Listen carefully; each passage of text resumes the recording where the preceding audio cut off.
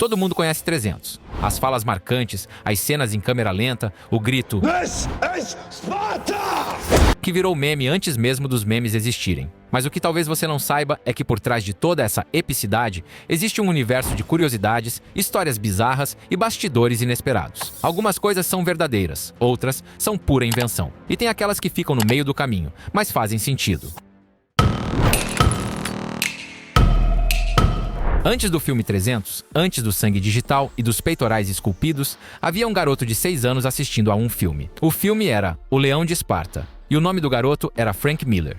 Desde aquele dia, a Batalha das Termópilas ficou presa na mente dele, mas não apenas como um evento histórico. Ele queria contá-la do seu jeito, violento, épico, com heróis trágicos e sacrifícios titânicos. Assim nasceu a HQ 300, que mais tarde se tornaria o filme que todos conhecemos. E spoiler, comparado ao filme que o inspirou quando criança, a versão de Miller é bem menos educativa e muito, muito mais brutal.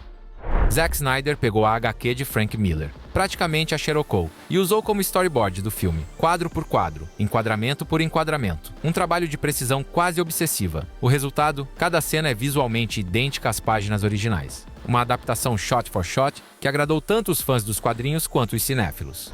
No começo, a ideia do estúdio era a seguinte: fazer um filme de ação épico, mais leve, com classificação indicativa para 13 anos, algo que todos pudessem assistir. Mas assim que Snyder leu os quadrinhos, deixou claro que não concordava. Ele queria respeitar o espírito original: sangue, carne, gritos e combates sem filtro. No fim, ele venceu. E ainda bem, porque esse tom cru e estilizado foi exatamente o que transformou 300 em um filme cult.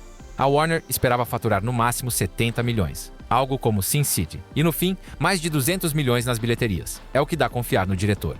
Quando os roteiristas apresentaram o primeiro rascunho para Snyder, ele leu tudo e disse: "Tá bom, agora deixem mais estranho." Snyder queria um filme épico, violento, estilizado, mas também absurdo, visualmente insano, com um toque weird de filme B de terror. E eles conseguiram. 300 é uma viagem visual sem limites, onde a realidade histórica se mistura com monstros deformados, oráculos flutuantes e combates coreografados como balés macabros. E mesmo assim, tudo funciona perfeitamente.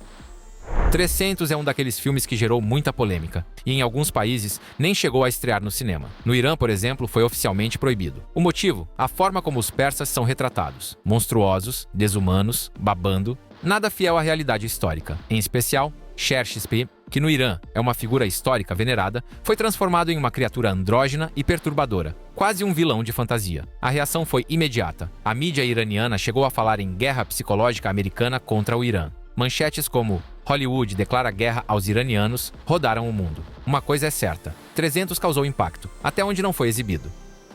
Em uma das primeiras cenas, Leônidas solta uma provocação venenosa contra os atenienses, chamando-os de amantes de meninos. And of those philosophers and boy lovers. Uma provocação forte, bem no estilo espartano. Mas o curioso é que, historicamente, esse preconceito costumava ser o contrário. Na Grécia Antiga, era comum associar relações homoafetivas aos espartanos, já que viviam juntos nos quartéis até os 30 anos. Ou seja, Snyder e Miller inverteram o clichê, colocando a fala na boca de Leônidas para acentuar o contraste entre Esparta e Atenas. E o mais interessante, no segundo filme, 300 A Ascensão do Império, a frase volta. Só que dessa vez é um ateniense que joga a mesma acusação contra os espartanos. Provocação vai, provocação vem. O filme nunca quis ser historicamente correto. E não é, mas não por erro, por escolha. Tanto Frank Miller quanto Zack Snyder sempre deixaram claro: 300 é uma visão, um épico contado do ponto de vista espartano. Tudo passa pela voz de Dílios, que não está ali para relatar fatos crus, e sim para inspirar, incendiar os ânimos, criar uma lenda. Os imortais, por exemplo, na realidade, eram uma tropa de elite, não demônios. Mas fala sério, é muito mais épico ver 300 espartanos enfrentando criaturas infernais do que homens comuns. A narrativa é propositalmente subjetiva, teatral, visualmente extrema. E é exatamente por isso que funciona, porque é a lenda, segundo os espartanos. Lembra da cena do oráculo? Aquela atmosfera mística, os movimentos lentos, as palavras enigmáticas? Pois é, aqui vai o segredo. Não havia fala nenhuma escrita. A atriz improvisou tudo soltando palavras misteriosas. E por pura coincidência, ela ainda mencionou Carneia, que é de fato o nome de uma antiga festa espartana. Nada mal, considerando que parecia só um monte de palavras desconexas. E aquele movimento fluido, quase hipnótico, enquanto ela dança. Não é CGI. Eles filmaram debaixo d'água, um recurso incrível para tornar a cena ainda mais onírica e estranha. Vamos falar a verdade. Quando você pensa em 300, a primeira coisa que vem à mente é: This is Sparta! Aquela fala, na verdade, deveria ser dita de forma calma, séria, quase filosófica. Gerard Butler até tentou, fez algumas versões mais contidas, mas não funcionava. Aí, só por testar, ele gritou feito um possuído. Snyder olhou, sorriu e disse: "Tá bom, agora faz de novo." Exatamente assim. E foi assim que nasceu uma das falas mais icônicas da história do cinema de ação. Quando um dos guerreiros é avisado de que as flechas inimigas são tantas que vão cobrir o sol, ele responde: Then we will fight in the shade. Parece frase de marqueteiro inspirado, mas é histórica. Foi dita por um guerreiro espartano chamado Dienekes. E hoje é até lema de algumas unidades do exército grego. O mais legal é arrogante, é irônica, é poderosa. Quando os persas mandam os espartanos deporem suas armas, Leônidas responde seco: Come and get them! Essa frase também é histórica. Segundo Heródoto, Leônidas realmente a disse. E não parou por aí, virou lema militar, usado até hoje pelo primeiro corpo do exército grego. E sabe onde ela apareceu de novo, séculos depois? Na Revolução do Texas, em 1835. Os colonos texanos levantaram uma bandeira com um canhão e a frase: "Vem e leve." Mesmo espírito, mesmo desafio. Quando uma frase atravessa mais de 2000 anos, é porque tem peso de verdade. Há uma fala dita com calma, mas que é extremamente impactante. May you live forever. É o que Leônidas diz para Efialtes, o corcunda que o traiu. Mas não é um desejo, muito pelo contrário. Para um espartano, morrer em batalha era a maior honra possível. Viver para sempre como pária e traidor era a pior condenação. E desde então, em grego moderno, Efialtes virou sinônimo de pesadelo. A rainha Gorgo olha nos olhos do mensageiro persa e diz: Because only Spartan women give birth to real men.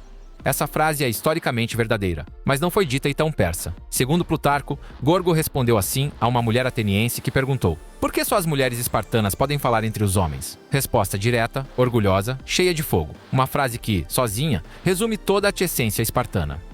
Em certo momento do filme, no meio do caos das tropas persas, ouvimos a narração descrever a confusão. And cry forward! Those in front cry back!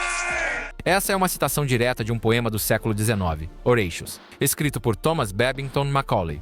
O texto conta a história de um pequeno grupo de soldados romanos que segura uma ponte contra um exército muito maior. Posição estratégica. Inimigo infinito. Te lembra alguma coisa? E enquanto Leônidas conversa com o mensageiro persa, no telhado, no canto superior direito, há um gato persa. Coincidência? Talvez. Ou talvez seja só mais uma ironia de Zack Snyder, que adora espalhar detalhes escondidos por todo canto. Em todo caso, o gato está lá. Na vida real, todos os espartanos usavam elmos com penas, mas Snyder decidiu dar esse detalhe apenas para Leônidas, para destacá-lo no campo de batalha. Genial e funcional. Cada cena de 300 é praticamente um desfile de abdômenes trincados que parecem gritar Esparta sozinhos. E embora tenha havido algum uso leve de CGI para realçar os corpos, a maior parte daquele físico impressionante é real. Os atores passaram por 8 semanas de treino intensivo comandado por Mark Twight, um ex-escalador profissional conhecido por não pegar leve. Nada de rotina padrão. Nunca o mesmo exercício 2 vezes, forçando o corpo a se adaptar o tempo todo. Gerard Butler disse que foi a experiência mais difícil da vida dele. E dá pra entender. Aqueles peitorais não se fazem com 2 flexões por dia. Um detalhe técnico interessante. 90% do filme foi gravado com fundo azul e não verde. O motivo? Simples. Por causa das capas vermelhas dos espartanos e da iluminação escolhida na pré-produção, o azul dava um resultado muito mais bonito e natural. E já que estamos falando disso, 300 tem mais de 8.600 elementos em CGI. É praticamente um cruzamento entre um live action e uma animação hiperestilizada, mas que funciona perfeitamente. A maioria dos corpos nas batalhas são literalmente manequins. Estão ali, espalhados, imóveis, para reforçar a ideia do massacre. Mas nem tudo é falso. Lembra daquele persa que voa pelos ares depois de ser arremessado pelos espartanos? Não é efeito especial, nem boneco. É um dublê de verdade, que se jogou mesmo no set. This is where we hold them! This is where we fight! This is where they die! Quando Leônidas grita antes da batalha, ele não está só dando ordens. É uma referência direta a Coração Valente. E se você viu o filme do Mel Gibson, sabe exatamente do que estamos falando. Aquele momento em que a tensão sobe, o silêncio vem antes do caos, e aí o inferno começa. Uma piscadela elegante, mas poderosa.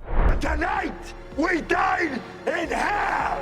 Uma das falas mais exageradas e cinematográficas do filme. Mas na realidade, as palavras de Leônidas foram um pouco diferentes. Acredita-se que ele tenha dito: "Hoje jantaremos com Hades", mais mitológica, menos hollywoodiana. Hades é o deus grego do submundo, então o sentido é o mesmo, só que com aquele tom de tragédia clássica que combina com a Grécia Antiga. A versão com o inferno é claramente uma adaptação moderna, feita para arrepiar o público no cinema.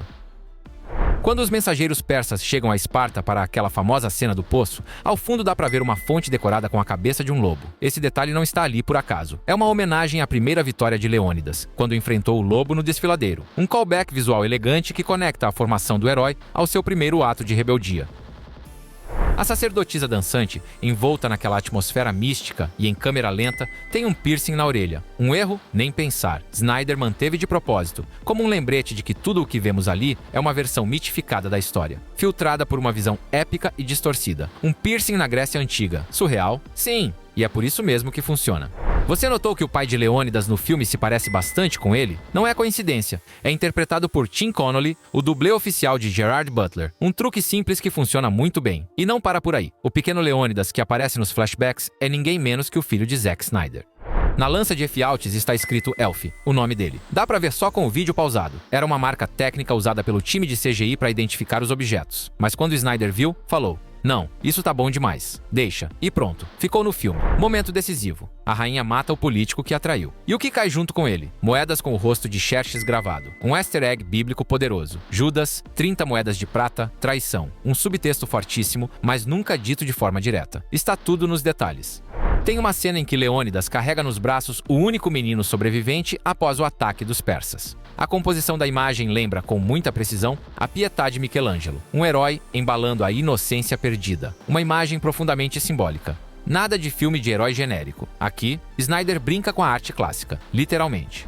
No final do filme, quando vemos os corpos dos 300 caídos, a narração cita uma frase que parece tirada de um antigo poema. Go tell the Spartans, passerby, that here, by Spartan law, we lie. Essa frase realmente foi gravada em um monumento no local da Batalha das Termópilas. É um epitáfio atribuído ao poeta Simônides como homenagem aos mortos. O monumento original se perdeu, mas em 1955 foi erguido um novo, e a frase continua lá, gravada na pedra.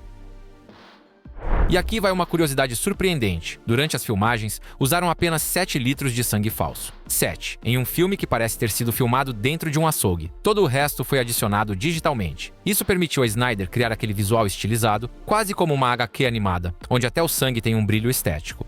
Existe uma cena quase poética. A rainha mergulha a mão na água, lentamente. Esse momento é um easter egg para os fãs mais atentos de Zack Snyder. É uma referência direta à Madrugada dos Mortos, o primeiro filme dele. 300 não é um filme que tenta contar a história como ela realmente aconteceu, e sim, fazê-la parecer uma lenda. E talvez seja exatamente por isso que funciona tão bem, porque mistura épico, estilo e um monte de detalhes escondidos. Se você curtiu essas curiosidades, deixa o like e se inscreve no canal. Aqui tem vários outros vídeos sobre filme Scout, cheios de bastidores, easter eggs e detalhes que muita gente deixou passar. Valeu por assistir e a gente se vê no próximo vídeo.